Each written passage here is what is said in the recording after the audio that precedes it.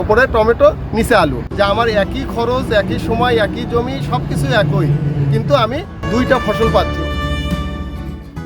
একই গাছে মাটির নিচে ফুলেছে আলু, আর মাটির উপরের ডালে ঝুলছে কাঁচা পাকা টমেটো। মনে হচ্ছে না এটা কেমন করে সম্ভব? তবে এখন এটাই সত্যি।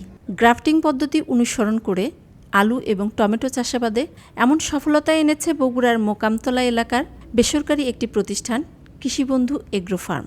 3.5 থেকে 4 কেজি মতো এক একটা গাছে আমরা টমেটো পাইছি। এর পাশাপাশি আমরা নিচের দিকে আলুর যদি চিন্তা করি, আলু মোটামুটি 1 থেকে 1.5 কেজির মতো আমাদের সর্বোচ্চ ফলন এখানে আসছে। এখানে দুইটা সুবিধা হচ্ছে যে আমার একই খরচ, একই সময়, একই জমি, সবকিছু একই, কিন্তু আমি দুইটা ফসল পাচ্ছি, ওপরে টমেটো, নিচে আলু। তারা প্রথম পর্যায়ে হাজারখানেক গাছে ট্রায়াল এই চাষ করে সফল হয়েছেন। যিনি এই চাষের গবেষক, তিনি টমেটো আর আলুর সমন্বিত এই চাষের নাম দিয়েছেন টমালু। নভেম্বরে আলু মূলত লাগাই, আমরা অক্টোবরে এটার একটা প্রিপারেশন নিয়েছি।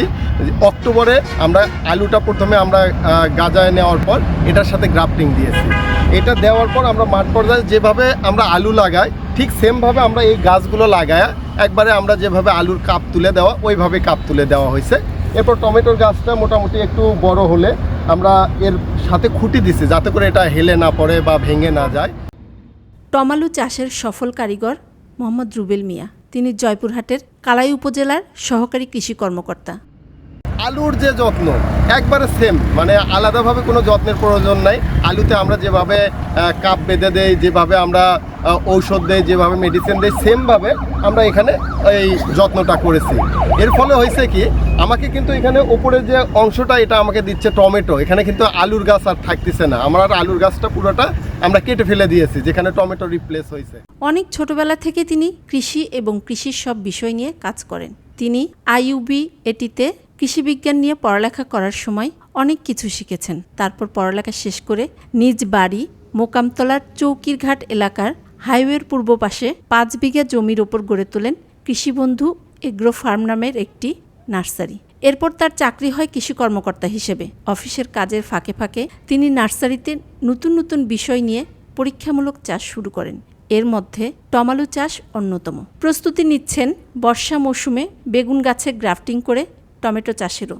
এছাড়াও তিনি পাইপে হাইড্রোফোনিক পদ্ধতিতে সবজি চাষ করে সারা ফেলেছেন। এই চাষাবাদ সম্পর্কে তিনি জানান, এটা চাইলে কৃষকেরা এই চারাগুলো গ্রাফটিং যারা করে, যে প্রতিষ্ঠানগুলো, তাদের সাথে কন্ট্যাক্ট করতে পারে। যেমন কৃষিবন্ধু অ্যাগ্রো সার্ভিস এটা নিয়ে কাজ করতেছে, এখানেও তারা এই চারাগুলো পেতে পারে। চারার দাম হয়তোবা এটা সর্বোচ্চ 8 থেকে 10 টাকার মধ্যেই থাকে আর কি। আর যদি কৃষকরা নিজেও করতে চায়, সেক্ষেত্রে নিজেরাও জমিতে যদি আলু লাগানোর পরও তারা এটা গ্রাফটিং দিতে পারবে। সেক্ষেত্রে অবশ্যই যখন জমিতে গ্রাফটিং দেবে, ওপরে একটু অবশ্যই শেড নেট ইউজ করতে হবে, যাতে তাপমাত্রা কম থাকে। একই জমিতে একই সাথে এবং একই গাছে নিচে আলু আর উপরে টমেটো চাষ সম্ভাবনা দেখাচ্ছে সবজি চাষিদের। এই চাষাবাদ দেখতে আসছেন অনেকেই। তারা এই টমালু চাষের ভালো মন্দ এবং অর্থনৈতিক দিকটাও ভেবে দেখছেন। হাফিজা সুলতানা বিনা, দৈনিক করতোয়া, বগুড়া।